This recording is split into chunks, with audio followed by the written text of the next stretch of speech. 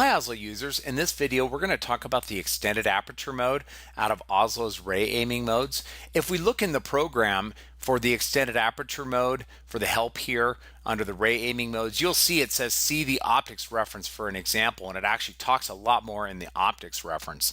So this mode is specifically used when you need to collect light, or light has to go through a system that's coming from an object and from a point on the object or points on the object that are larger than a hemispherical solid angle.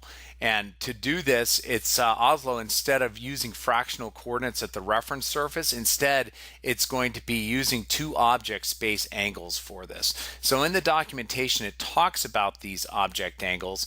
It specifically shows, for example, if you have these object angles are going to be Euler angles, A and B. It says it defines what the direction cosines of a ray and object space are in terms of those angles, and then it also talks about the fractional coordinates for the pupil that you would have relative to this parameter called XABA, which is the extended aperture mode, ray mode, aiming mode, beam angle. Right, it's shown here in this bold. So it's the X-arm beam angle, XABA, and that is a critical thing to set up inside of this ray aiming mode.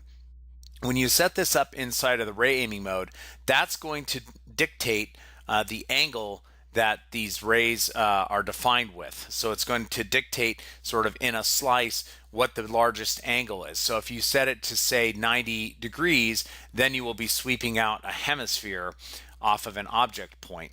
If you are set it to say 180 degrees, then you're at the extreme of 360 degrees. So 180 degrees would be a hemisphere. 360 degrees would mean you would come all the way out around into a sphere around it, a 4 pi steradian solid angle in that case. So it talks a little bit more specifically about, in the documentation here, about having this naturally being a spherical coordinate system, so we can define ray points using that spherical coordinate system as a distance and then two different angles where the angles are not commutative because they're Euler angles as well. So there's an example that's also just a picture of it shown here, which is a paraboloidal mirror with a small but finite source. It's right at the focus, so this would be a flashlight type of configuration with a reflector behind it. And so what you'll do is this shows an extended beam angle, a limit of 135 degrees, so it's a 270 degree angle from one side all the way to the other coming out of that point. And you can see that OSLO must be using angles to define how to launch light out of it into this sort of paraboloidal mirror away from this source. So that's a picture. It turns out we also have an example.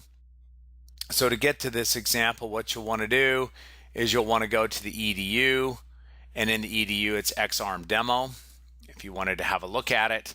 And so what this is this is just a little point source type source, and it's launching light into a reflector. This has a central obscuration in it set by this special aperture. Sort of a funny shaped system, because funny oddball system in a way, because the way we've got it set up, we actually have to use the alternate ray intersection surface for something. There's actually two solutions for where you'd intersect a sphere, and almost all systems use one side. This one you happen to need to use the other. You can see that this is what this ASI flag stuff is at the bottom.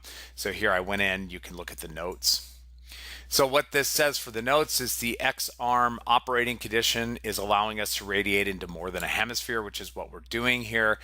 When that's on, we get this extended aperture beam angle, and the fractional coordinates are measured in degrees relative to that using these two coordinates that we're using to define how light is launching out of it. So this is just a paraboloid collimating light from a point source in this particular case. There's one other really worthwhile thing to look at. So you can see how it looks here. This is just a reflector system. It's got that funny thing with the alt surface. By the way, you could also set this up with the reflector being on the right hand side and then have the light coming out to the left afterwards, but that's not how this one was set up. what we really want to do is we want to see how is this set up inside of the program. So when we go into here, we have this extended aperture mode selected here, and then we have this beam half angle in degrees. This is that XABA factor. It's right next to it, and it's the beam half angle. If we actually, so this would be a 300 degree for the full field, and not field, full beam angles that it's coming out. And you can see this if we trace this around. It's about 300 degrees, as you can see, from the ray that comes all the way from this one side of the mirror, and you rotate around to this other one. That would be sweeping through an extremely large angle there. And just so you can see, we can go to the help really fast, and you can see that it describes the ramming modes, and this XABA beam half angle, that's where it's described and says what it is.